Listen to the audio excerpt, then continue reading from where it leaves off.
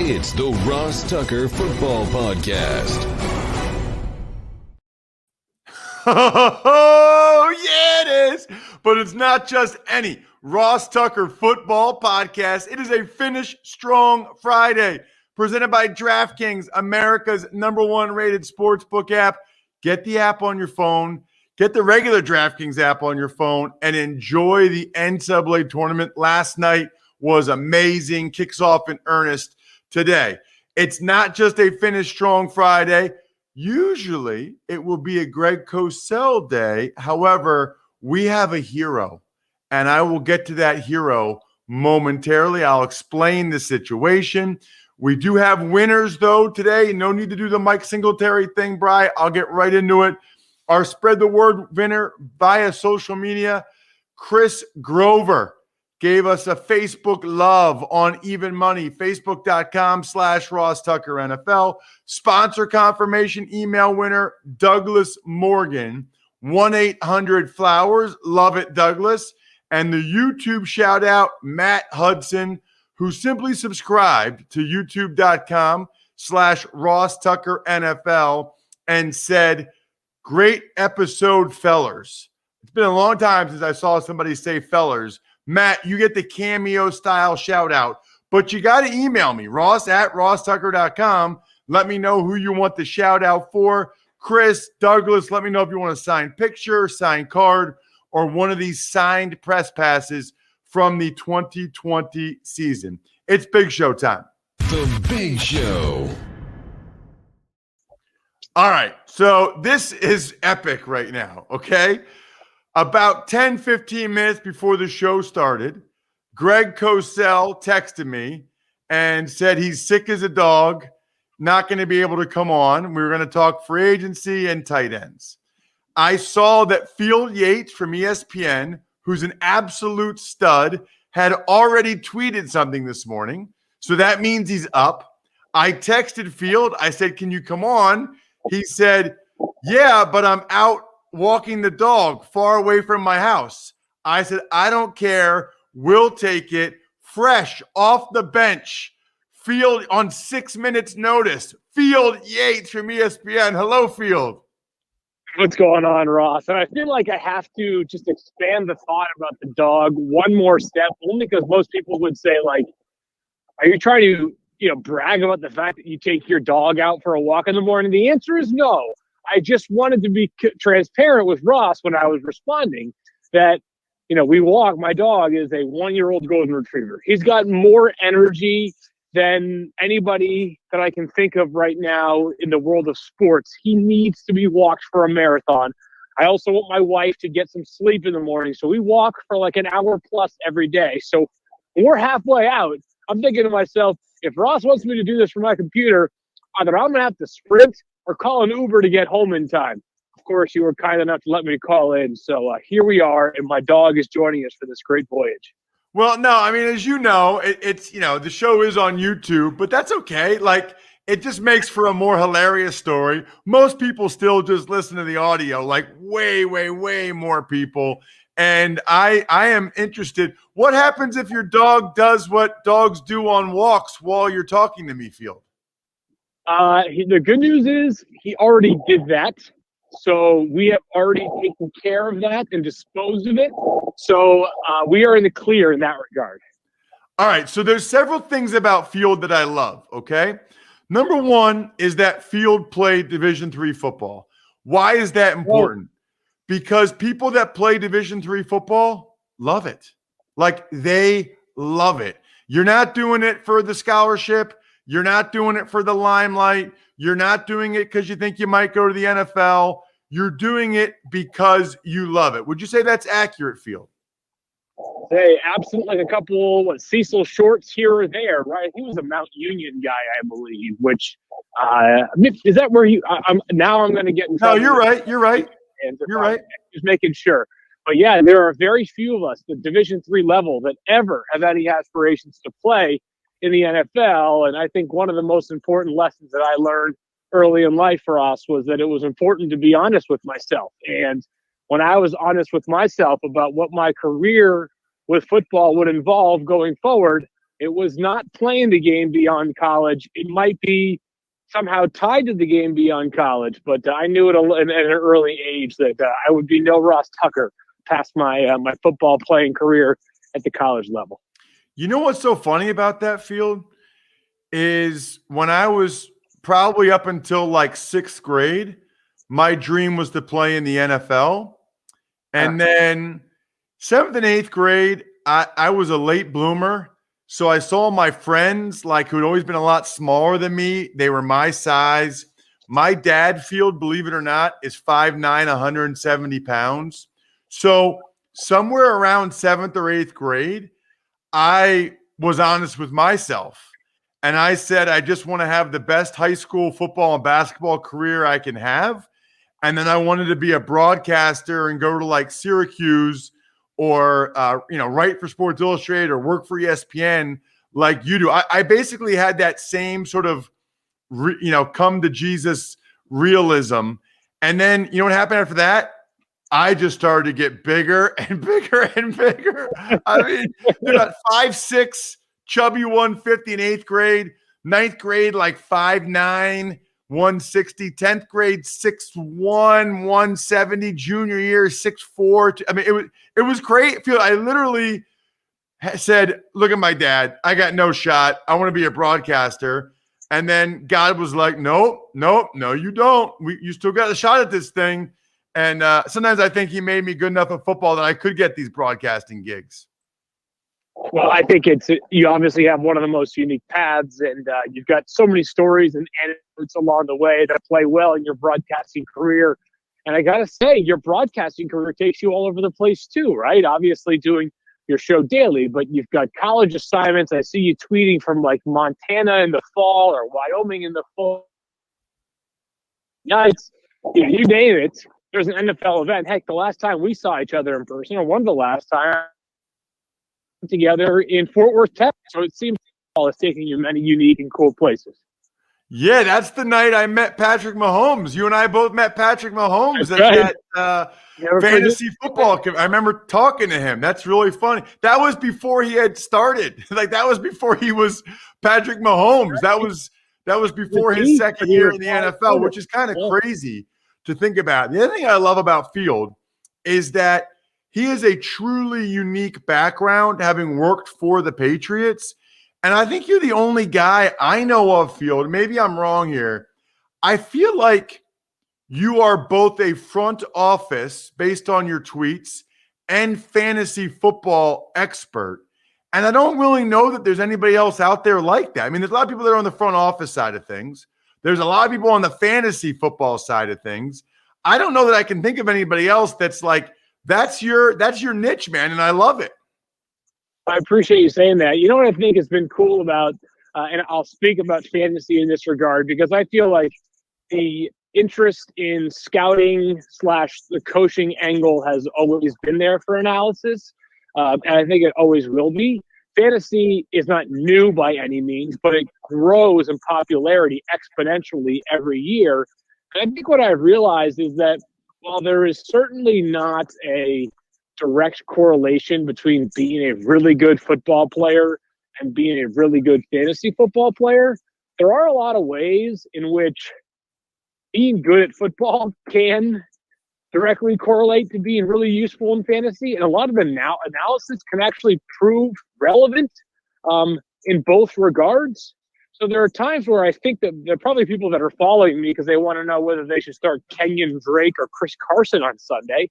But they may also happen to be a Packers fan who wants to know the financial implications of extending Aaron Jones or something like that, right? So it's kind of a fun, I don't know if it's there's sort of more two parallel tracks than I maybe gave them credit for a few years ago, is that people maybe thought to themselves, there's no way that scouting and fantasy actually tie together, when there may actually be a handful of ways.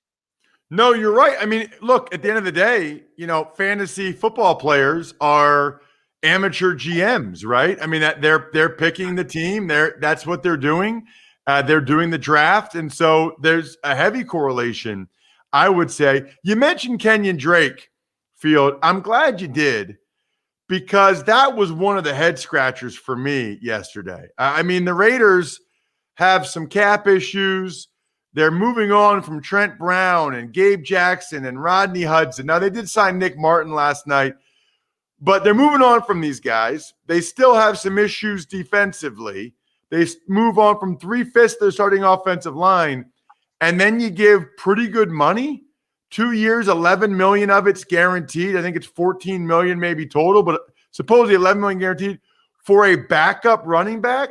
I got to be honest with you, Field, that one was a head scratcher for me. Do you get it? Do you understand it?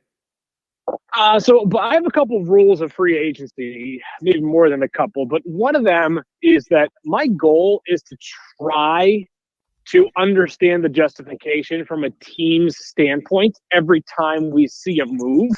Look, it's not like someone is doing something, with complete disregard for what it all means. I always feel like, and these, again, sometimes the moves are so obviously bad that it's really hard to justify them. And I don't want to pile on, but like when the Texans were making the series of transactions they made a year ago, they're kind of like, holy cow, what are they doing here? Obviously.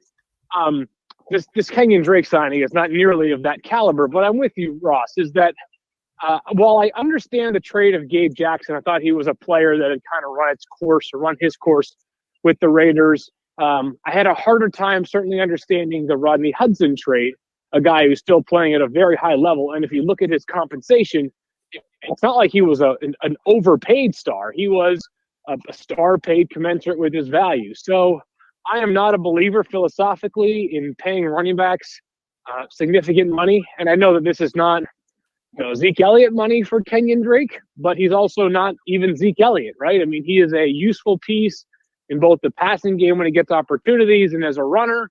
But they also drafted a player in the first round 2 years ago, Josh Jacobs, that you use the 24th overall pick on a running back. I would expect that player to be a 320 touch per game 320 touch per season player. So I do wonder if they're allocating the resources correctly right now in Las Vegas. That does concern me a little bit. So mentioned the Patriots background. Obviously, you live up there. We got to dive into it. And people are saying, well, there's been other years where they've spent, and that's true, but not to this extent, Field, and not to this volume.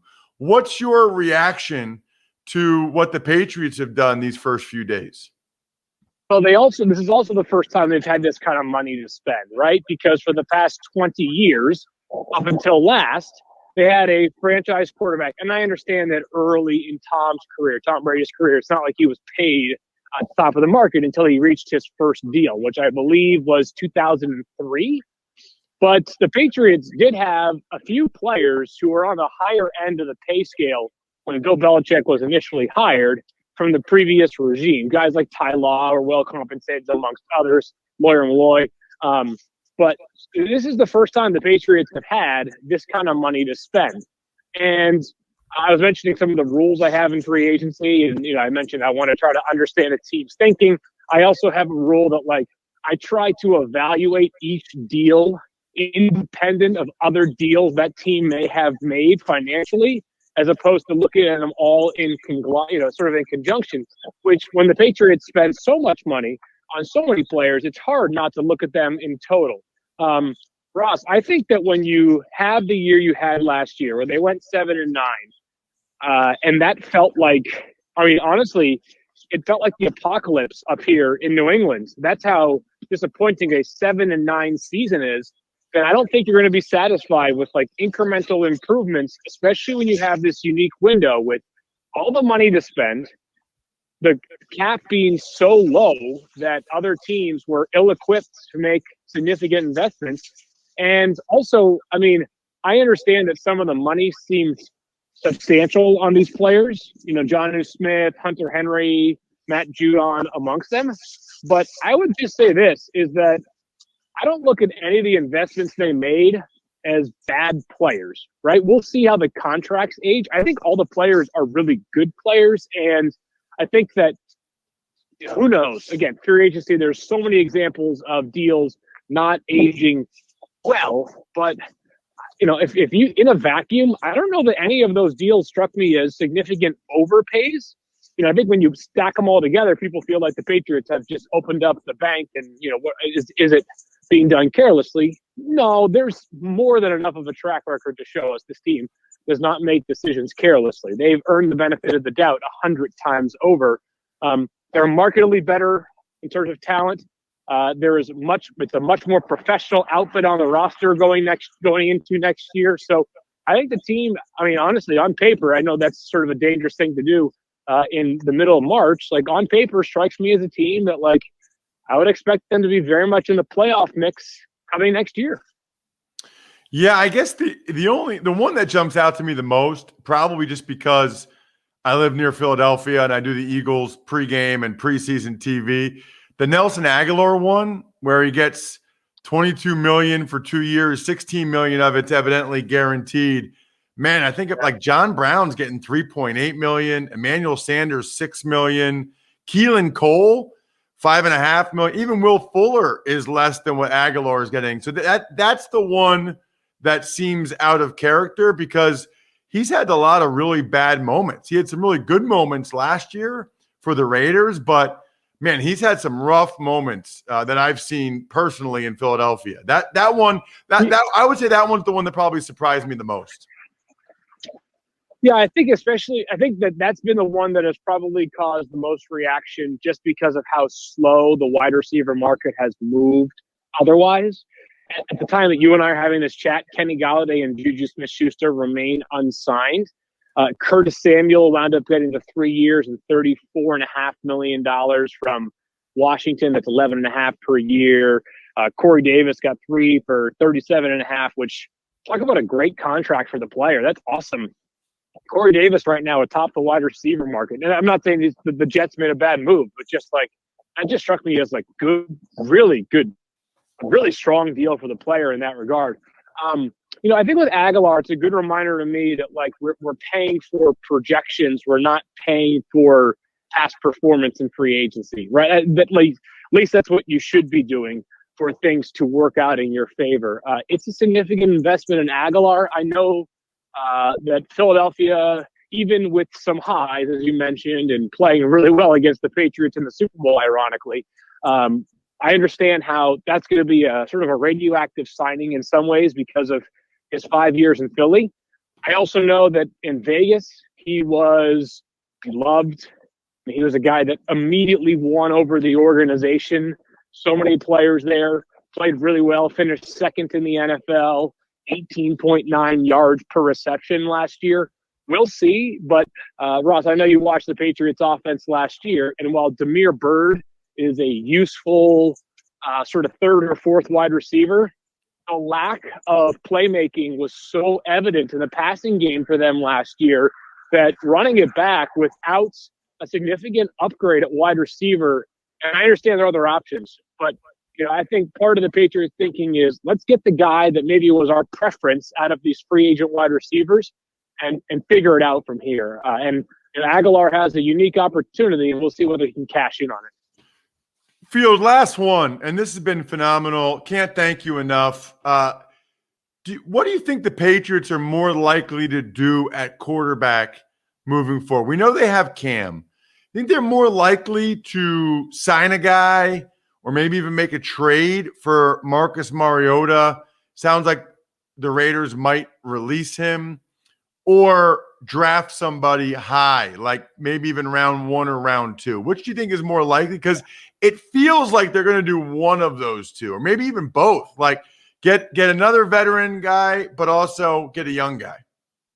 Yeah, I think they're going to try to draft a quarterback early. And by the way, Ross, that may come with some sort of audacious compensation to get to where you need to get to make to pick a reasonable quarterback, right? I don't know that if they sit and hang tight at pick 15, whether they will actually have a quarterback available on the board. It's one of the 5 we've all been talking about. So they may have to move up the board, which is not going to be easy, especially because we have a lot of other teams that are interested in those quarterbacks. But the Patriots going 7-9 last year left them where they are right now in the draft order. I personally, and there's a lot of football left this offseason, I personally believe, if I had to guess right now, the Patriots are going to be picking, more like 20 next year, maybe even low 20s next year, than 15 again, which means that in 2022 during the draft, which as of right now, people who are tapped in with the draft say the quarterback class is not as strong as this year's, means you're going to be further down the draft order with less options available. So I understand that moving up the draft board can be difficult and pricey, but at some point you need to identify the quarterback of your future. And if there are any concerns that it's not Cam Newton, which clearly there are based off of how he finished last season, then I'm thinking long and hard if I'm the Patriots about moving up the board to get a guy that I believe in and having a player that you can build around, even if he's not the starter right away, a player you can build around going forward. Well, we can build our roster around you, Field. You're like me. I think I went 3 years in a row where I didn't start the opener, but somebody got hurt or somebody played poorly. I came off the bench and finished the season. Field Yates, our utility man, live from somewhere in New England, walking his dog, still killing it with this segment. Check him out on social media at Field Yates. He obviously has that tremendous fantasy-focused football podcast I'm sure a lot of you already listened to. Field, you are a lifesaver, man. That was awesome. Nobody, not even my listeners that love me, don't want to hear me just talk for 35 minutes straight. Thank you. Well, the next time I'm out for a dog walk, I'll think of you, I'll text you, and I'll see if you need another guest, Ross. How about that? Thanks for having me on. And thanks, man. Well, soon, Greg. All righty. All right, there he is, Field Yates. Man, that was awesome. I love that guy anyway, but now I'll always love him. That was awesome for him to step up like that. Speaking of awesome, I know I mentioned the YouTube a lot, but if you want to see what I look like when I'm just staring at a camera listening to somebody talk, check out today's YouTube, youtube.com/RossTuckerNFL. Because while Field's talking, we don't have any like graphic or anything else to show. So it's just me with a dumb look on my face looking at the camera. Maybe that's how we can get more YouTube subscribers. youtube.com/RossTuckerNFL. Check out my dumb listening face. Tuck's Takes. At least you were contributing. I had the dumb look on my face for 22 minutes and I didn't say a word. Yeah, but that's every day, bro. People already know. People Right. already have seen that face for over a year now. However, we started YouTube, what, in the summer? I think so, yeah. Okay, so it's really just been like 6 to 8 months, whatever. All right, let's rattle off some of the moves since Wednesday. Just quick thoughts on each. First, A.J. Green signs with the Cardinals, who also trade for Raiders center Rodney Hudson and sign kicker Matt Prater. The A.J. Green news is interesting because I think everybody's curious to see what he has left after really doing nothing the last 2 years. Rodney Hudson is still a very good player. The Cardinals had issues at center. I love that trade. They gave up a third. They got a seventh back. But the Cardinals are all in for this year, if you haven't noticed. And when I see, you bring in A.J. Green, Rodney Hudson, J.J. Watt, even Matt Prater, they're bringing a lot of 30-somethings. They're willing to pay them more than other teams are. That usually means the GM and or head coach know they are on the hot seat. I had tweeted that at RossTuckerNFL. And then Ian Rappaport from NFL Network said yesterday that they are, in fact, they are all in for this year and that it's a win or else situation. I even replied to that after Ian said that on TV. Panthers sign edge rushers Hassan Reddick and Morgan Fox. Hassan Reddick, the Temple grad, back with Matt Rule. Really curious to see if he can do again what he did last year with the 12.5 sacks or even close to it. He'll have a shot opposite Brian Burns. Chiefs get lineman Kyle Long and they re-sign Mike Remmers to play right tackle. So before they re-signed Mike Remmers last night, Bri, they had, by my count, 5 starting caliber, like proven starter offensive guards. Nick Allegretti, Joe Thuney, Laurent Duvernay-Tardif, Andrew Wiley. Who am I missing? I'm missing somebody. Well, they had one more, okay? Kyle Long. Now they signed Remmers, so now they have a tackle. They had 0 tackles zero centers. So I wonder if Tunick's going to play another position at this point.